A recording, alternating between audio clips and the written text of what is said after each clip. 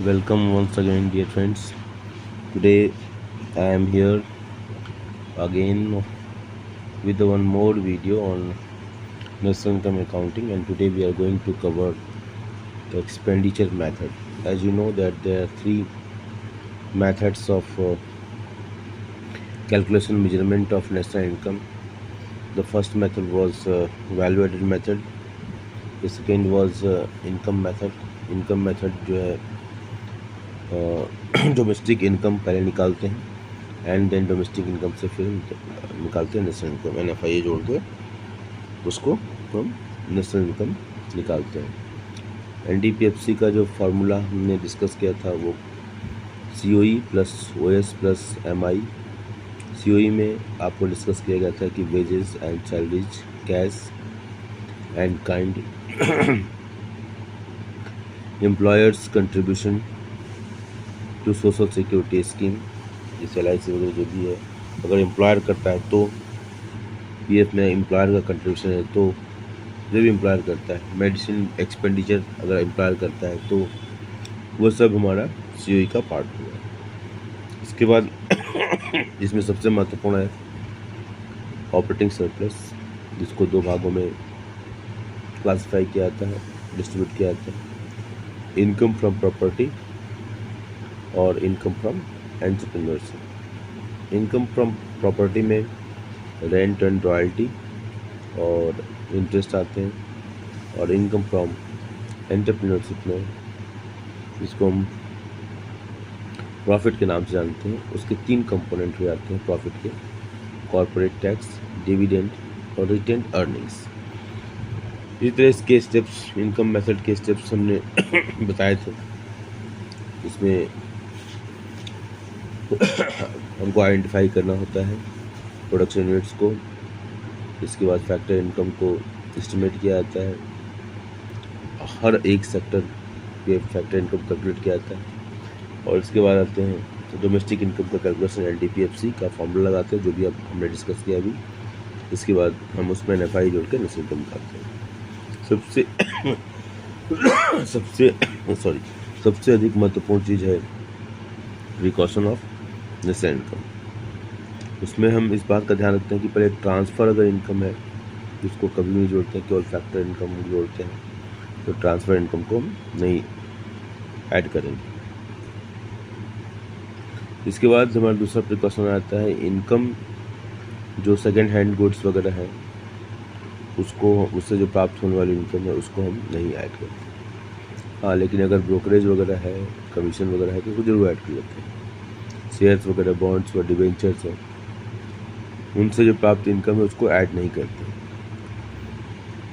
इसी तरह विंडफॉल जो गेन होता है, जैसे मान लो कोई लॉटरी है या हॉर्स रेस वगैरह में है, तो इन चीज़ों को हम ऐड नहीं करते हैं, क्योंकि इन सब चीज़ों में कोई प्रोडक्टिव एक्टिविटी इनसे संबंधित नहीं है।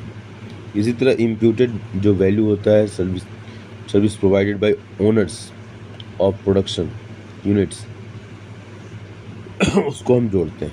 Imputed value of services provided by owners of production units will be included.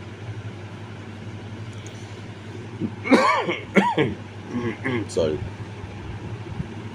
इस तरह payments out of past savings, कुछ सेविंग होती है, जैसे डेथ ड्यूटीज है, गिफ्ट टैक्स है, इंटरेस्ट टैक्स है, इन सब चीज़ों को हम इंक्लूड नहीं करते हैं नेशनल इनकम में।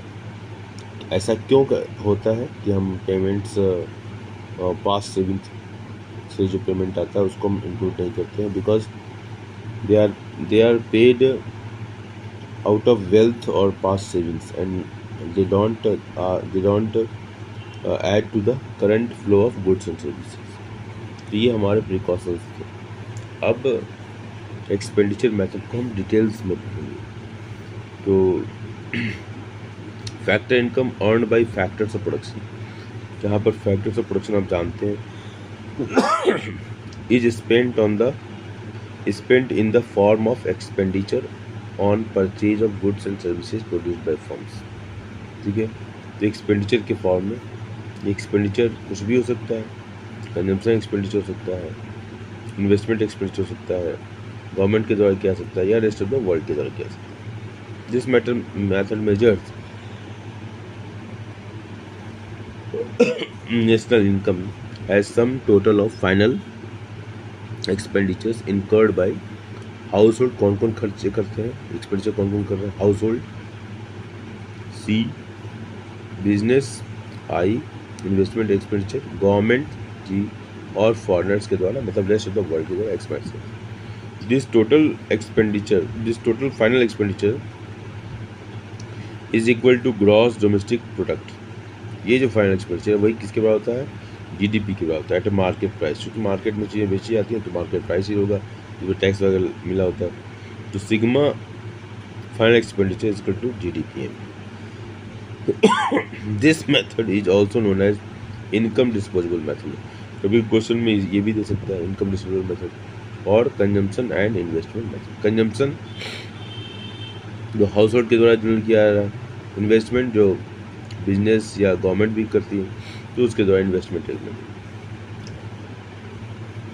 कंपोनेंट्स ऑफ फाइनल एक्सपेंडिचर, जैसे कंपोनेंट क्या क्या final expenditure? Expenditure is undertaken by all the sectors of an economy. जो भी सेक्टर्स हैं उन सारे सेक्टर्स के द्वारा एक्सपेंडिचर किया जाता है। House hold, government, firms and foreign sector, ये चार सेक्टर की जो बात हम कर रहे हैं तो वो हाउस होल्ड, गवर्नमेंट, फर्म्स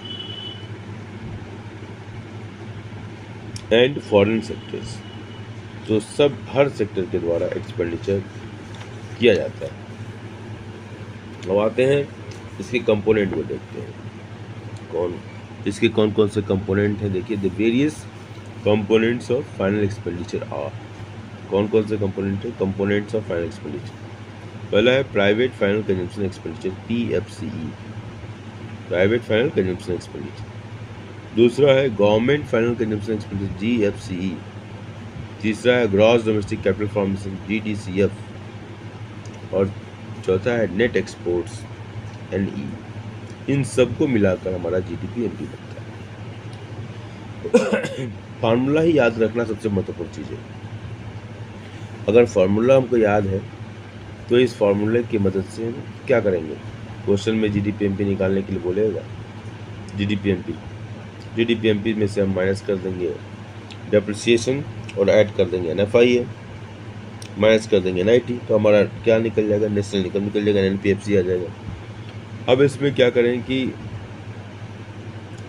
अभी ये दे देंगे, इसके बाद ये दे देंगे, ये दे देंगे, ये दे देंगे और ये दे देंगे। तो अब आप जब तक इसको मालूम नहीं होगा कि अगर ये दे रहे हैं, ये दे रहे हैं और ये भी दे रहे हैं और प्लस ये भी दे रहे हैं और ये इनके अंदर है, इसका पार्ट है, तो जब ये दिया हुआ है तो इसको लेने का कोई मतलब ही नहीं है। तो ये इस तरीके से एक फार्मूला हमने बताया। इसको अगर हम बाप माने तो इसको ये बेटे हो गए, ये बाप है तो ये बेटे हो गए, ये बाप है तो ये बेटे हो गए। तो अगर बाप हैं तो बेटे को छोड़ देंगे, तो बाप को पकड़ो, बेटे को छोड़ो। तो ऐसे करके फार्मूला याद रखने के लिए।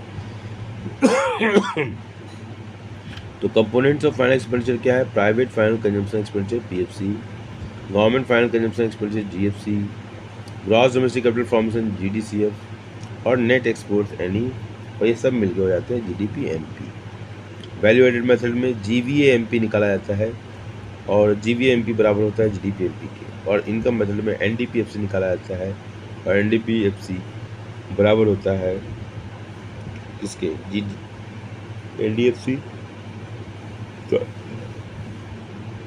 सॉरी वो डोमेस्टिक इनकम होता है NDPFC, सॉरी मतलब हमारा जो बार बार ये होता है उसको सॉरी बोलिए। NDPFC हमारा डोमेस्टिक इनकम होता है और उसमें NFI हम ऐड करते हैं तो हमारा नेशनल इनकम मिलता है। उसके फॉर्मूले को भी डिटेल में देगा। अब आते हैं PFC, private final consumption expenditure. Components क्या क्या? House hold final consumption expenditure, house hold के द्वारा जो फाइनल गुड्स एंड सर्विसेज पर जो खर्च किया था उसको हम house hold final consumption expenditure कहते हैं। इसी तरह private non profit institution serving house hold final consumption expenditure.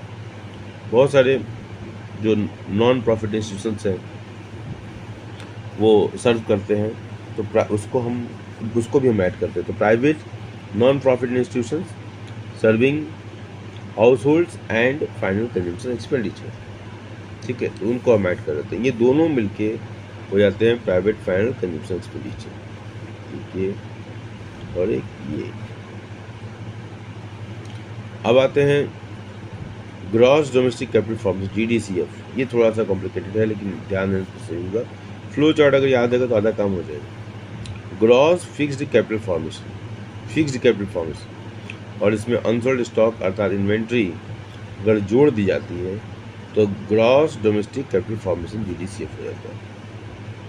और फिर यहाँ ध्यान देने की बात है कि ग्रॉस फिक्स्ड कैपिटल फॉर्मेशन में क्या चीज़ें ऐड होती हैं, नेट फिक्स्ड कैपिटल फॉर्मेशन और डेप्रिसिएशन, इन दोनों को ऐड करते हैं तो मेरा बनता है ये। तो क्या करेगा क्वेश्चन में ये दे देगा, क्वेश्चन में ये दे देगा।